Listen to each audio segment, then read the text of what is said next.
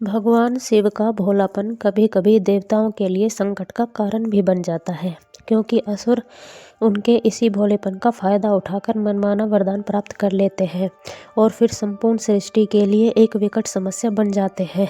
भस्मासुर को ही देख ले, वह शिव से वरदान प्राप्त करके शिव को ही भस्म करने चला था, किंतु नारायण ने अपना मोहिनी रूप धारण कर उसे ऐसा मोहित किया कि वह अपने सर पर ही हाथ रखकर भस्म हो गया।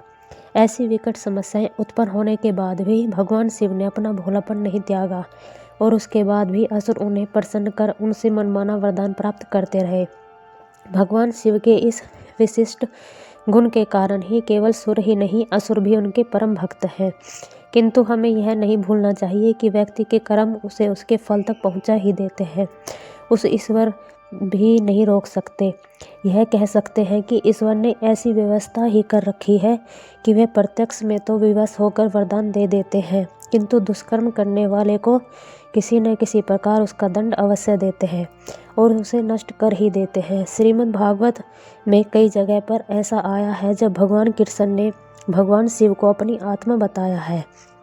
अतः दंड चाहे नारायण या नारायण के अवतारों के रूप में दिया गया हो, शिव और नारायण तो एक ही हैं। बिना शिव के हरि नहीं प्राप्त हो सकते, क्योंकि शिव ही जगत गुरु हैं और हरि को प्राप्त करने के सारे मार्ग उन्होंने ही बतलाए हैं।